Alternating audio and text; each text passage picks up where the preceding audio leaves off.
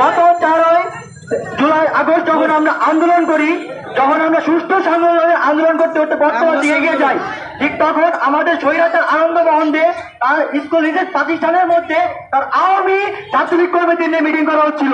সেই সময় আমরা শান্তিপূর্ণভাবে আন্দোলনে গেলে আমাদের উপর গুলি চালানো হয়। আমাদের উপর কেন গুলি চালানো হলো? আমরা তখন দাবি চাইতে গেছিলাম, কোনো অধিকারের জন্য গেছিলাম, আমরা কোনো অন্যায়ের বিরুদ্ধে চাই নাই। গুলিগুলো আমাদের ভাইদের মুখে লাগছে, আমাদের বুকে তো লাগতে পারতো। কেন এরকম স্বৈরাচার? আমরা চাই আনন্দ মোহনদের মতো কোন স্বৈরাচার জানি ভবিষ্যতে আমাদের বিবেকানন্দ হাই স্কুল কলেজে কোনোভাবে শাসন করতে না পারে। এটাই আমাদের একদম এবং এক দাবি। আমাদের পদত্যাগ চাই আমরা। এটাই বলে আমি আমার সংক্ষিপ্ত বক্তব্য শেষ করছি। আসসালামু আলাইকুম। এ পর্যায়ে বক্তব্য মধ্যে একটু পালাপথ আনছি।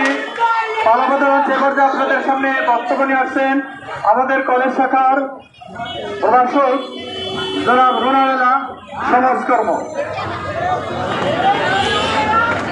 বিসমিল্লাহির রহমানির রহিম। আজকে আমরা বিবেকানন্দ হাই স্কুল অ্যান্ড কলেজের সকল শিক্ষক এবং শিক্ষার্থী একত্রিত হয়েছি অধ্যক্ষ আনন্দ মোহনদের বিরুদ্ধে।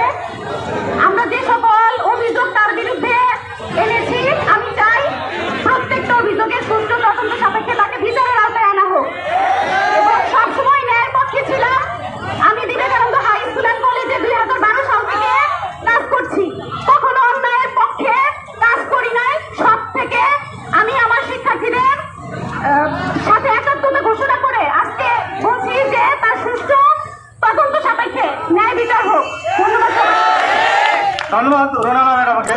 এরপর যে বক্তব্য নিয়ে আসছেন রাহিম।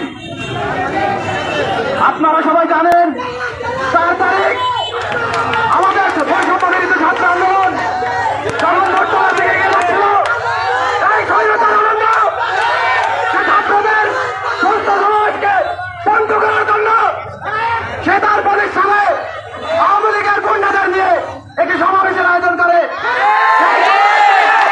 ছাত্রদের উপর গুলি চালানো হয়।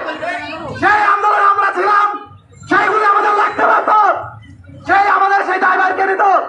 তো আমাদের একটাই দাবি, ইলেকট্রনিক প্রিন্ট মিডিয়া ও প্রশাসনের কাছে এই গুলি, এই স্বৈরাচার, এই ভণ্ড, এই দাঁড়িয়ে আনন্দ মোহন দে যেন আর কোনোদিন বিবেকানন্দকে ফিরে আসতে পারে